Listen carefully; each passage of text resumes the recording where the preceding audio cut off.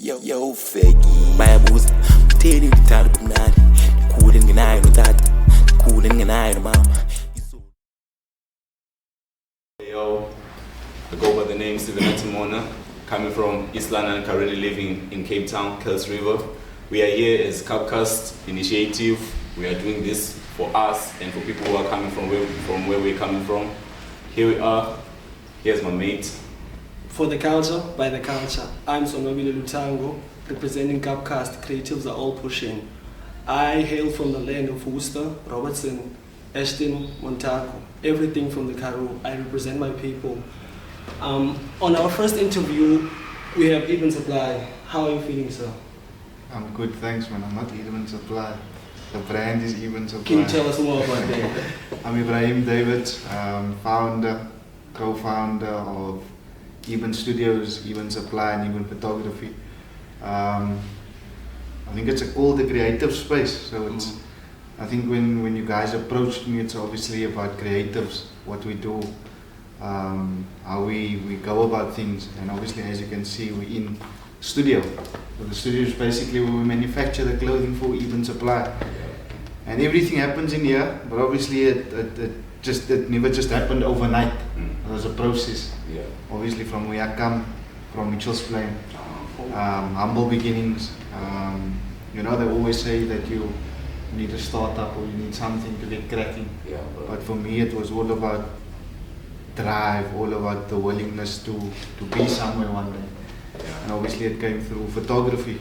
So even photography, I started in 2013. Yeah, 2013. And I always wanted to be the best street style photographer in Cape Town. So at that time, how old you were? I was 18, turning 19, so fresh out of high school. Okay. I always had a feeling that that would be something in creativity. I never knew it would either be in graphics or photography or something in creativity. And once I picked up the camera, I was taken away. It was the only thing that kept me going. You get a feeling when you wake up in the morning that this is the right thing. This is the thing that will push you. This is the thing that feels right. You can't wake up and go into work and go sit at the desk. And, So I never had that feeling. So my idea or the feeling I had was solely to pursue photography. And how did the parents? What did they think about that? Because obviously, it's not the easy thing. So we know we all come from these sorts of backgrounds. We previous generations obviously maybe never even finished school. Like our grandfathers, our parents, they never finished school. So for them, or for us, they obviously want us to get a good education. They want us to go study. They want us to get a degree. They want us to go work. Because that's something that they never were privileged to do in their time, especially in South Africa. And I'm sure every parent wants that for their children. So they want that for their son or for their daughter. But I think our generation is a bit different. We have these opportunities for us. There's certain stuff out there that we are able to do that they never done. And that's what I felt. Even though I think my mommy was only supportive to a certain extent, you understand? But as time went on, so first year, second year, when she realized that I'm still asking her for taxi fare or bus fare to town, she was like, she was like, I don't think this is working. Sure. I think you need to go study and find the actual job. But like I said, for me personally, I couldn't wake up and actually go study something that I'm not going to enjoy or go into something that I'm not going to enjoy. It's not going to give me that drive. It's not going to make me feel, how can I word it? It's not going to make me feel a certain way in terms of pushing myself. The only thing at the time that was pushing myself was photography.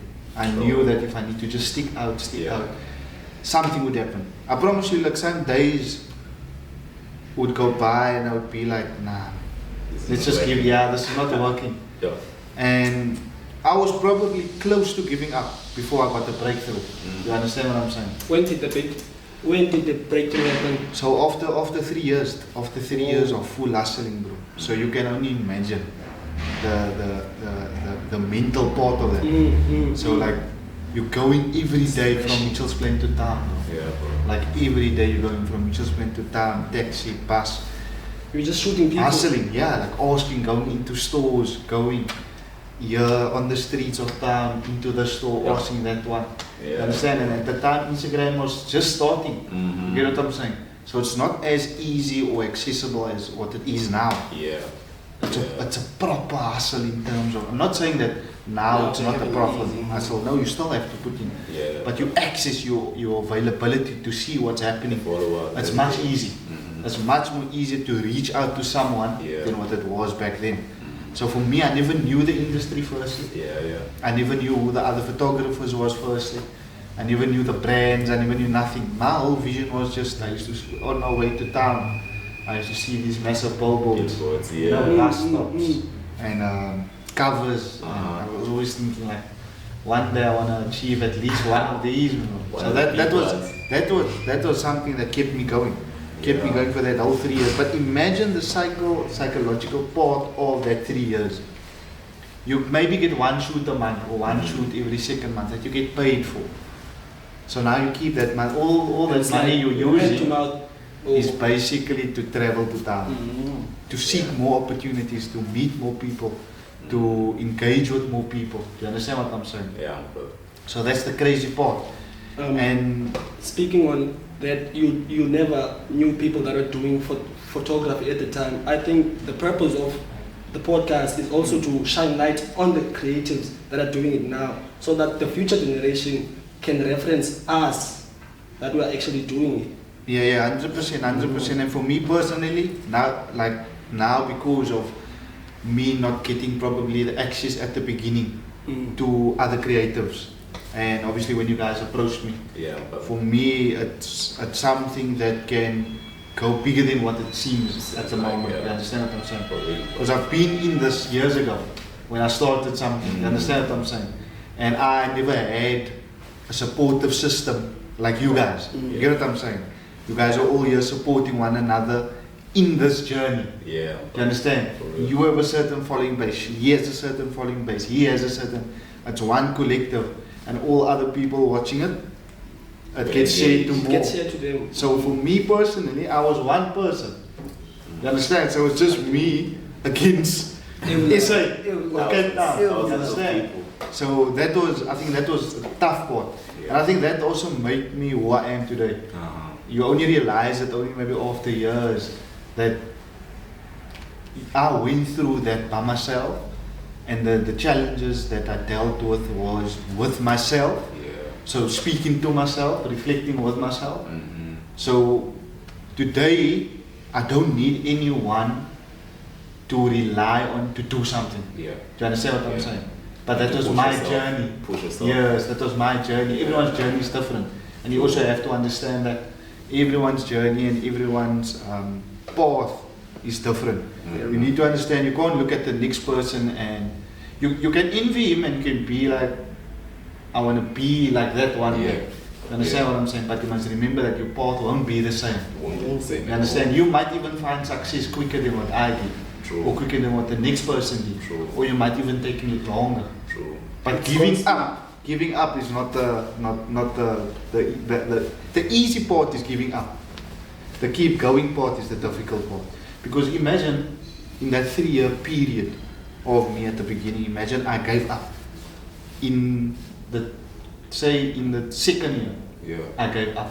I wouldn't have reaped the benefits in that third year. You understand what I'm saying? So that's the crazy part of creativity and creatives in the space. It's not an easy thing. Anyone can pick up a camera. Do you understand? Anyone can pick up a camera. Anyone can take a photo. But it's you need to be you, and you need to try to think of something different in order to be someone out there. You understand? Especially in the times that we live in the social media era. You understand? Luck. Yeah, no, definitely luck is part of it. But luck comes with consistency and hard work. Yeah, pushing yourself. That's when Yeah. when a lot of luck start coming. For real. You understand what I'm saying? For real. But and you need to be like very. I used to create my own shoots. I used to contact people and create my own shoots. Like no fees in. I used to pay. Me as a photographer, I used to pay to shoot. That's crazy. That's crazy. I'm getting nothing in return. You finally got your first gig. Yeah, Now but the big brands are calling you. How do you balance creativity? And I mean, once they start calling you, they have their own vision. And how do you balance your creativity with your commercial work? yeah. So luckily enough, with the when I got this breakthrough after 3 years, I was contacted by Adidas and Puma at the time. It's crazy how it happened. In the same week, I got an email from Puma and an email from Adidas SA. So Puma Select, obviously, which is the fashion section of Puma. They contacted me, and then Puma, Adidas SA contacted me. I still remember the people of Adidas also that I spoke to back then. You still have a relationship with them? No. It's completely different stuff. Okay. At Puma and Adidas at the moment. On the time when I was busy with them. Yeah, so I think when I got in, or when they contacted me, it was for, it's crazy because I was so young, and these were, Puma had a showcase for photography students. Yeah. You understand what I'm saying? Where was it? From CPUT, it was at Puma. Okay. So the third year students of CPUT was there, so the whole class, and I had to showcase my work and tell them about me. But At that time, you didn't even get to university. You understand what I'm saying? So it was awkward for me, but at the same time, I took it as an opportunity. You understand what I'm saying? I'm taking it as an opportunity, firstly because if these brands are recognizing my work, it says something. So that's when I also knew that I think I'm going somewhere with my photography and what I'm doing. Something I'm doing is right. True. We had this whole event at Puma, and my work was up on the TV, and I was speaking to the students and all of that stuff. Yeah. And the marketing manager from Puma came to me afterwards, and he just gave me a letter. I was like, what's up? And it was a contract. So it was a 3-year contract, but the cool part of the contract was that I wasn't restricted to Puma. Okay. That was the cool part. So I could still shoot for anyone else. You understand what I'm saying? That's where we have come to answer your question. So I could still do all my creative stuff and still shoot for Puma. But when the Puma stock come in, or when I need to get models or create the shoot and stuff, that I need to prioritize first, obviously. Okay. You understand what I'm saying? So that was the cool part of getting into Puma. And obviously when you get into these brands, you start to meet so many other people that's sponsored by Puma, people that's in the game, people, celebrities. You get to meet all these people, and that's how you start connecting and networking.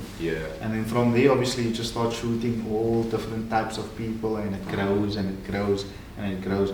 I think there was a point where I was like, you know what creativity or the creative space can do to you is crazy. It can either make you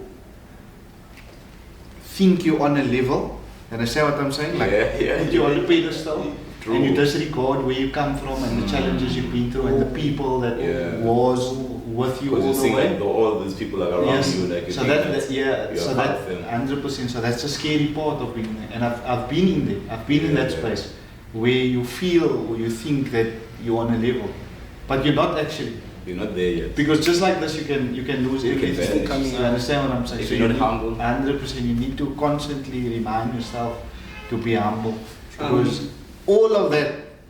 You mentioned that in the 3 years that you were pushing, before you got your first gig, the parents at home were like, you should rather go to work. And now that you got the gigs, how is the reception at home? Yeah, now it's 12 years later, so it's a different ballgame now. Everyone truly supports me. Everyone, I think there's a lot of people that look up to me. There's a lot of, I think at that time, when after that 3 years, I think for my mom personally, when she started seeing stuff, when she started seeing my work, on Puma International and Puma Worldwide, and start shooting this celeb and that person, and then being on TV and then on radio and then in the newspaper. That's when people start to realize that there's a talent and something's happening around it. You understand what I'm saying? But one thing I would say is that people where we are coming from, they believe in action. Yeah, sometimes like when you're doing something, they want to see the actual work. 100%. They want to see something. Yeah. They don't physically, because we're not exposed. We don't always have people around us in these communities where we come from. That sort of yes. You understand what I'm saying? Yeah. You need to go outside the community to get people that inspires you. Understand? True. So for them to understand or to feel a certain way. When you're explaining your story to them, what you want to be one day, they're gonna laugh at you. They're gonna think like you're crazy. You understand what I'm saying? True. But that is built on our previous country or what happened here and our parents and what they've been through, because they couldn't go out and express themselves the way we can today. So you can't blame where we come from. You understand what I'm saying? I think it's for us as individuals to change the mindsets of other people. True. You understand? We need to change the mindsets of everyone, that there is possibilities and there is things out there for us. True. It's how willing we want it. Because I think most of us are always thinking that we need maybe funds. Or that's the first thing we do, isn't it? Need money. Like anything, even this podcast, you think like we need funds. We're gonna need a 50k to get this, to get that. We're gonna need the light and all that stuff. But it's not that. It's actually the mindset is the first thing. So if you correct your mindset with anything, so the mindset is actually the first thing before anything else. If you can have the right mindset. If your mind is telling yourself that I'm actually going to do this and one day I'm going to be there, I promise you one day you're going to be there. Money and opportunities and other things will start falling into place. Just how much you're willing to do. Understand? So mindset first, and then obviously the willingness to do it and the willingness to achieve certain things. Because like I said, in that 3 years, I could easily give up. But you didn't. I understand. And I could give up in that second year, 6 months into that year, I could have given up and I wouldn't have reaped the benefits at the end of that. I mean, now you guys own the studio, Eben Supply, and that is like the benefits of doing photography. Did you, at some point in your life, think that one day you'd be owning like even your own streetwear brand? Yeah, Eben Supply was founded in 2015. I think you were maybe in grade 6. I was like in grade 5 at the time. So Eben Supply was founded in 2015. So quite a long time ago. And the vision didn't come only from now. It came from that time already. Because obviously as a fashion photographer, I loved fashion. You know what I mean? So even back then, I founded the brand. So people think that the brand is just coming out now and it was just because of now, and you know what I'm saying. But I had this vision and the sort of mindset or how could I say? Let's put it the vision. I had the vision of this brand being successful one day. True. Understand what I'm saying? In 2015, I was obviously I wasn't mature enough to run the thing properly. I was young. You'd make a couple of T-shirts, and it was all mission. Buy sneakers. You know how it goes. That's the culture. You understand what I'm saying? You wanna look good, but your pockets are empty. You understand what I'm saying? So that you get through that. It's immaturity. It's stuff that you learn on the way. You learn a lot about yourself as well.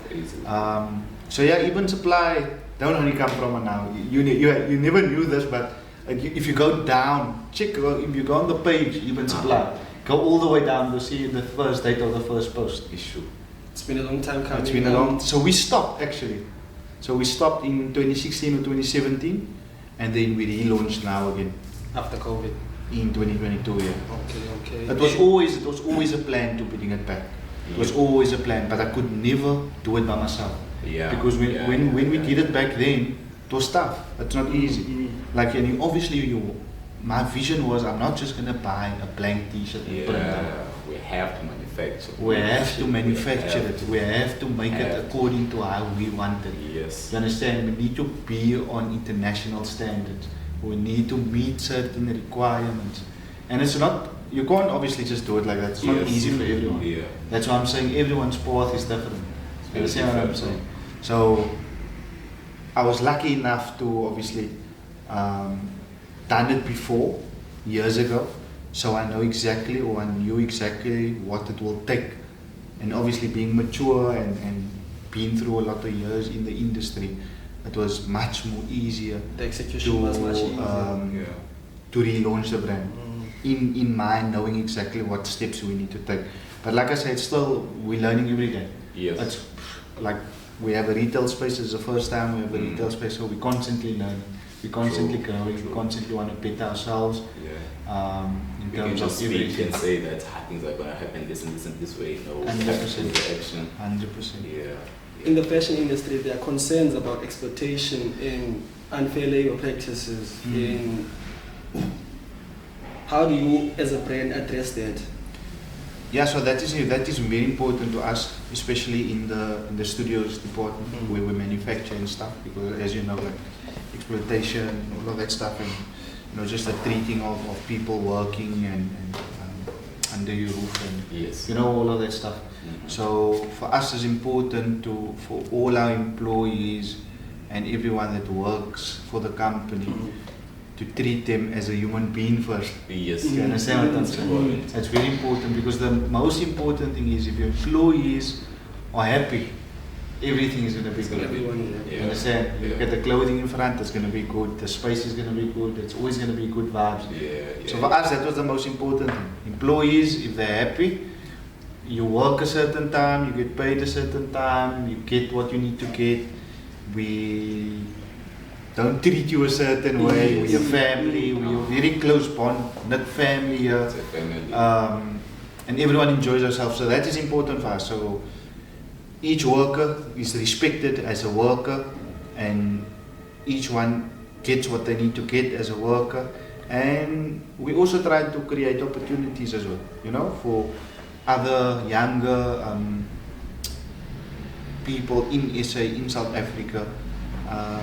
Because, like I said at the beginning, I never got the opportunities. Yes. So it's important for me to create more opportunities. If I'm in the position that I can create more opportunities, then do that. You understand what I'm saying? Because that's what we need. We need to create opportunities for our creators in South Africa, in Cape Town.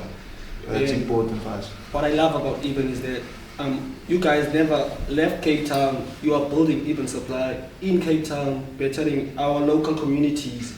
Because some people think that in order to make it in the fashion industry or in the creative space, you have to leave Cape Town, go to Joburg. Yeah. Kinda, that's when they are losing it. So how did that take you? Yeah, so obviously I've been long in the industry, in photography, fashion industry, and I know a lot of people. I know a lot of owners of other brands. Work closely with them, have very good relationships with a lot of the brands. And I'll go back to that each one has their own part. Some people go away and they do good. Some people go away and they don't do good. You understand what I'm saying? So it's not necessarily that if you go over, they fail. You understand? Because some go over and they get even bigger than the wall in Cape Town. You get what I'm saying? But I think me, that is born and raised in Cape Town, it's important for us to create a foundation here first. Get known solely in Cape Town as a Cape Town based in-house brand. You understand? Premium streetwear. Premium. Once people respect and appreciate that in Cape Town, then I think it will be time to go expand and go out. You understand what I'm saying? So it's first to get the people of Cape Town to really support us as a local brand, and then hopefully sooner than later or sooner we'll try to go nationally and then hopefully internationally. So how is it like working with other people like who are coming from other brands you're manufacturing them, like the clothing, you're not really doing like your own clothing, you're doing for other brands. So how is it like that work? Yeah, so obviously like Eben Supply and Eben Studios is two different entities, it's two different companies actually, I'd put it like that. Eben Supply is completely on its own and Eben Studios is completely on its own. Eben Studios is the manufacturing company. Okay. So that manufacturing company is open to everyone.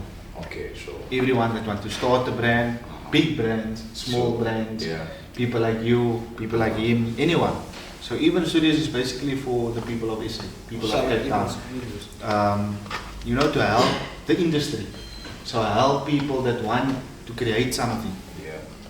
Help people that want something. You get what I'm saying? Yeah. So that is the part of Eben Studios. Okay. And obviously we've been working with like, you know, lots of, I'm not going to mention names, but lots of local brands in Cape Town and in SA. I think we're very privileged in a short space, in the period of 4 months, 3 months, when we moved in here in February, to have worked with these brands around SA and manufacturing for them. And that was, they're very happy. So that obviously shows us where we can actually go in terms of where we currently are. Yeah. Like you say, the opportunities are endless. Yes, sir. You understand what I'm saying? In the fashion industry and in the streetwear industry, globally, it's a saturated industry. There's a lot of competition. How does competition spark your creativity? Yeah, so I think when we started, I felt a certain way about the competition in the industry. But if I'm going to be honest with you, now I don't feel any competition. Yes. It's solely to create the best that we can create our product. You understand? Yeah. So whoever does whatever, you don't even really try to compete. Yeah. It's about what you create. That's the work. You understand what I'm saying? It's what you create, your brand solely create. So I don't feel any competition. For me, I personally help everyone because we were already making for other brands. So already we're helping one another. You understand? So there isn't really, there is a space for everyone. There's a space for every single one. Whether there comes another 50 brands after us, it's fine because there's a space for everyone. It's for us to focus on what we need to do. On our product, how we better our marketing, how we get out there better, how we sell our product, how we do certain things.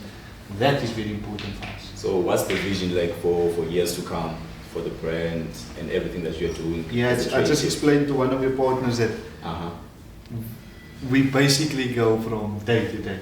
Okay. You understand? We'll wake up tomorrow and be like, there's an opportunity, let's see if we can tackle it. We obviously want to be a known, firstly, known brand nationally in SA. And then hopefully, if God willing, if it must be, then internationally from time to time.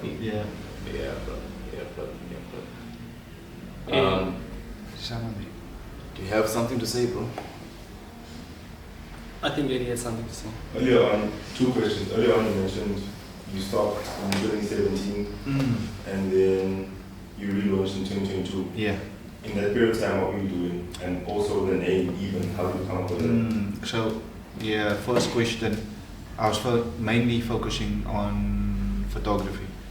That obviously took off onto another level.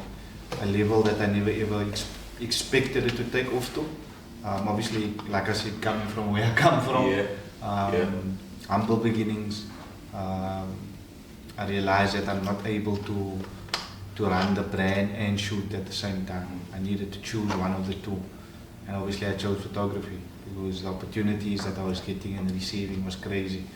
So in that space, in that time, I've just focused on photography, but I knew that the Eben supply definitely is going to come back at some point. Because I just love the clothing, I love the creativity of what you can do with it.